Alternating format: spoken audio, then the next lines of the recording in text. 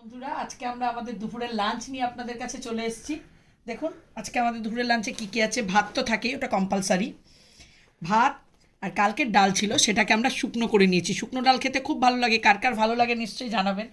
তাই শুকনো ডাল মাকে একটু দিয়ে দেবো, আর আমি একটু নিয়ে নেব। আমি আর মাই বসেছি, ছেলে মেয়েদের আগেই খাওয়া দাওয়া হয়ে গেছে, তবুও ছেলে, এই হলো ব্যাপার। এবার এই ডাল শুকনো দিয়ে এর মধ্যে একটু কাঁচা লঙ্কা, একটু পেঁয়াজ কোচা, আর একটু সর্ষের তেল।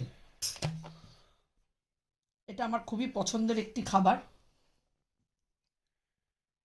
আশা করছি আপনাদেরও এটা পছন্দ হবে।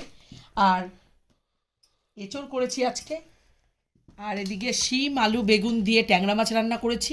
ডালও হয়েছে, ডাল আমরা খাবো না।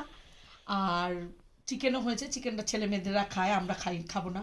সেই জন্য আমরা এইটুকুনি আয়োজন নিয়ে আমরা আপনাদের সামনে চলে এসেছি। আর প্রথমে আগে এই ডালটা দিয়ে খেয়ে নেব, পাশে একটু করে এঁচড় নিয়ে নেব।